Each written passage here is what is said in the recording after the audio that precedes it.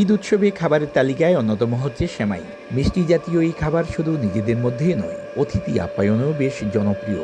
তাই যে কোনো উৎসবের চাইতে পবিত্র ঈদ উল ফিতরে এই সেমাই চাহিদা বেড়ে যায়। আর চাঁদপুরে উৎপাদন হচ্ছে সেই সেমাই। তার মধ্যে লাচ্ছা সেমাই বেশ সুস্বাদু।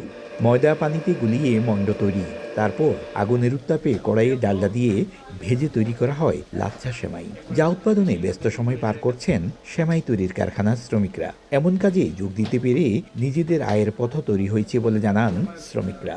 ঈদ উল আজহা আর ঈদ উল ফিতর উপলক্ষে আমাদের এই সেমাইটার খুবই চাহিদা থাকে। বিভিন্ন ফ্যাক্টরি রমজান মাসে খোলা থাকে না, বন্ধ হয়ে যায় কি আর কি। আমরা বেকার মনে করি এই কাজ করি আর কি। আমাদের আয় ইনকাম একটু ভালো হয় রমজান মাসে।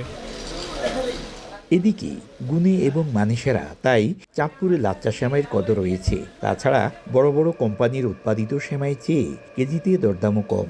অন্যদিকে উৎপাদিত সেমাইয়ের গুণগত মান ঠিক রাখতে নিয়মিত তদারকি করা হচ্ছে, জানালেন সরকারের সংশ্লিষ্ট কর্মকর্তা।